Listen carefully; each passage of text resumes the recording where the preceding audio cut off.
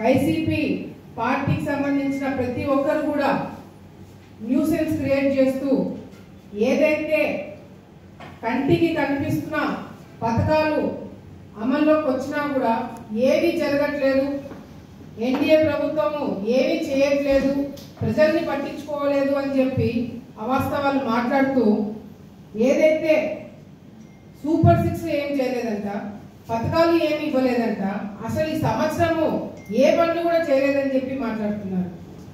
ఈరోజు YCP party వాళ్ళకి కొన్ని విషయాలు గుర్తు చేయాల్సిన అవసరం ఎంతైనా ఉంది.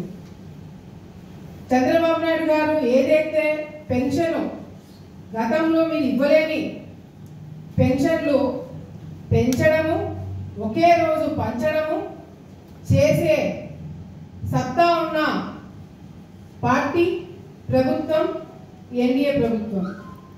ఈరోజు మీరు వాలంటీర్ సిస్టమ్ పెట్టి వారమైనా కూడా ఇంటింటికి పెన్షన్ పంచలేకపోయినారు. కానీ మా ప్రభుత్వం వచ్చిన తర్వాత వాలంటీర్లు ఎవరు లేకపోయినా కూడా అధికారులు ఒకటే రోజులో పెన్షన్లు అన్ని కూడా పంచడం జరుగుతుంది. అంతేకాకుండా భూ హక్కు చట్టము రాగానే రద్దు చేస్తామని చంద్రబాబు నాయుడు గారు మాట ఇవ్వడం జరిగింది.